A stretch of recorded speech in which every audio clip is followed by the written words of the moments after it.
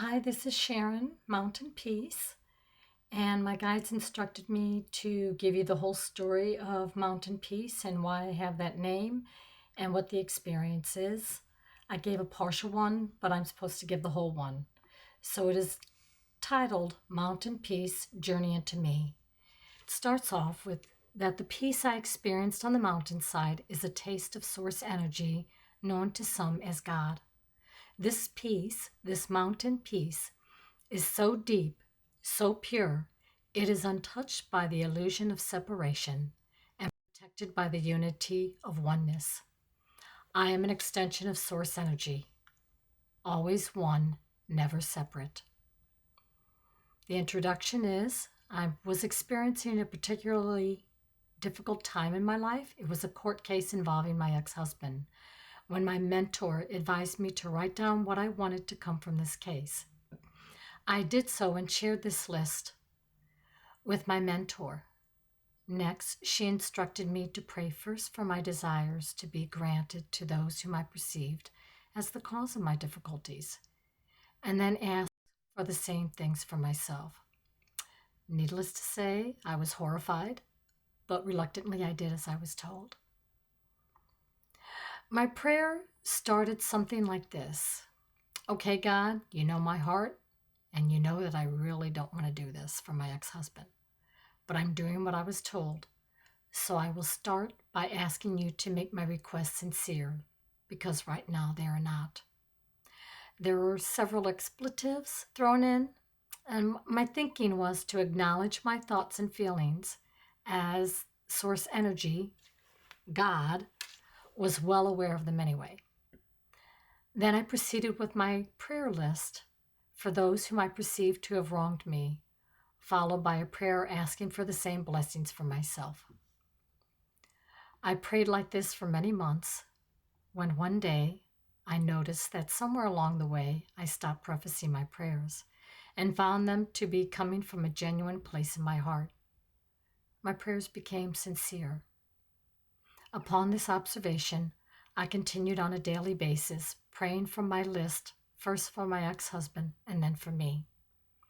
This went on for approximately 1 year before I experienced the following revelation. And the revelation took place way back in 1993, the year of the floods in Missouri.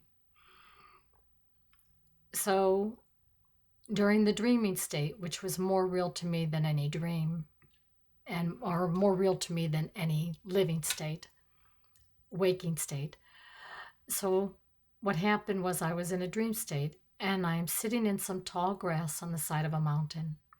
I am focused on the rhythm of my breathing. There is a gentle spring breeze, and I am at peace. The peace I feel is not of this world. I am immersed in this peace. It is light, airy, and all-encompassing. It runs deep and penetrates every cell of my being. This peace is all around me, through me, in me. It envelopes me. The peace is me, and I am the peace. It is my breath. It is my heartbeat. It is my thoughts. As I'm sitting on this mountain, I am ever so present and aware of everything. My body, my surroundings, all the different forms, everything. I'm aware of every blade of grass swaying in the gentle spring breeze. I'm aware of the spring breeze and the scent of its breath. As I sit in this state, I realize a realization pulses through me. I am safe. I want for nothing. I am one with everything. Though the grass, the breeze, and the mountain take on different forms and textures, we are all one and the same. I am an extension of this environment, of this universe, of these forms, of this peace. And they are all extensions of me. This peace is like a symphony of silence in the stillness of being.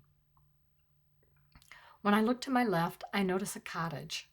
Upon observing, a thought develops in my mind's eye. A creek would be nice around this cottage.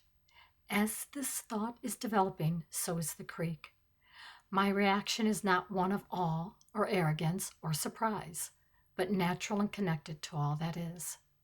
This creek is a natural occurrence of my thoughts. and expansion of me. I continue to sit in this peace, this awareness, and just be. I am in a state of bliss, and I can stay here forever. I think to myself, I do not want to leave. Upon this thought, I unexpectedly find myself in a palette of white, and people whom I perceive to have hurt me begin appearing in my mind's eye in the order of the severity of their perceived offenses.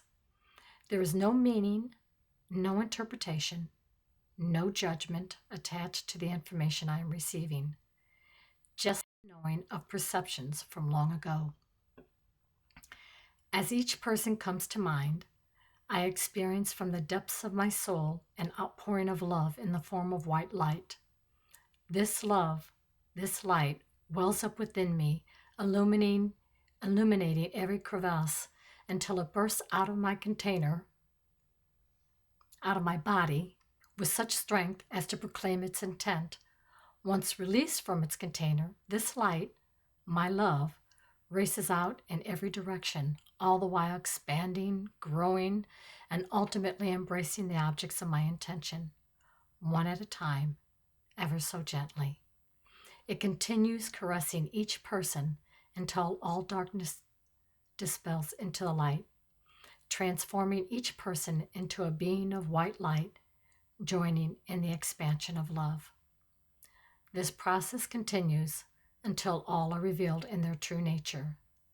Nothing is left but the fullness of light, love, peace, and joy. There are no other forms. They're all one. So my message today is one of love.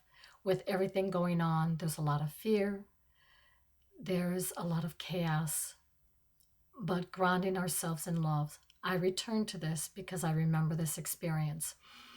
When I first wrote it down, I wrote it in past tense. Then this happened, then this happened, then this happened. And I was told to write it in present tense. So I had to write the whole thing over in present tense. And I realized so alive and so relevant to every moment, every second, every now-ness of not only my life, but everybody's life. It is all of our experience because we're all one. We cannot be separated. I give this to you in hopes that somewhere it resonates with you and helps you. Whatever you need to be grounded and know that not only are you the peace, you are the love, and everyone else that you encounter is also love. And as we elevate our love, we help the other person elevate and kind of start looking at themselves and get the cracks to where light can go into the darkness. We were all once all dark. So we're at different stages so that we can each help each other out along the way. Much love to you all. Blessings. And if you can't do it, preface like what I did. Ask the universe, ask the whatever your beliefs are, the ETs, the ascended masters, those have been gone before. Whatever you need, ask for help and assistance, and you will get it. Many blessings to you. Much love. Bye-bye.